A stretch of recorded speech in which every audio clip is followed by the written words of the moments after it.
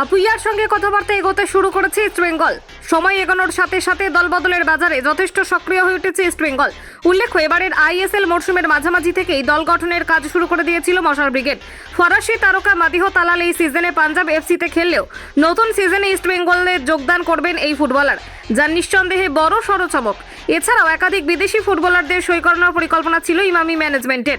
পাশাপাশি ভারতীয় ফুটবলারদের দিকেও নজর ছিল তাদের।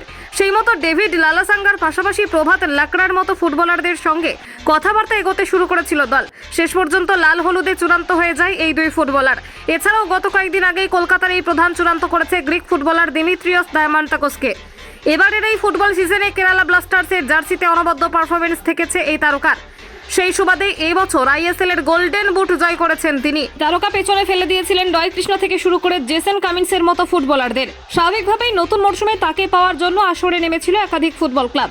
শেষ পর্যন্ত লড়াইয়ে টিকে থাকে ইস্টবেঙ্গল ক্লাব এবং মুম্বাই সিটি এফসি। যতদূর শোনা গিয়েছে তাকে নিশ্চিত করে ফেলেছে ইস্টবেঙ্গল। এছাড়াও ভারতীয় তারকা আপুইয়াকে দলে টানতে আসরে নেমেছিল কলকাতার দুই প্রধান, ইস্টবেঙ্গল এবং মোহনবাগান। এবারের এই সিজনে মুম্বাই সিটি এফসির জার্সিতে আইএসএল জিতেছেন এই ফুটবলার। আগামী 2026 সাল পর্যন্ত পেট্রো ক্যাটকির এই ক্লাবের সঙ্গে চুক্তি থাকলেও তাকে বিরাট অঙ্কের ট্রান্সফার ফি এর মাধ্যমে অন্যত্র ছাড়তে চায় মুম্বাই। একটা সময় তাকে নেওয়ার ক্ষেত্রে সবুজ মেরুন ব্রিগেড এগিয়ে থাকলেও সময়ের সাথে সাথে অনেকটাই বদলেছে পরিস্থিতি। শোনা যাচ্ছে এই ভারতীয় ফুটবলারের সঙ্গে কথাবার্তা অনেকটাই এগিয়ে নিয়ে গিয়েছে মশাল ব্রিগেড।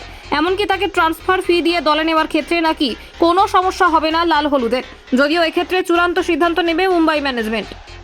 কলকাতা 24/7.in।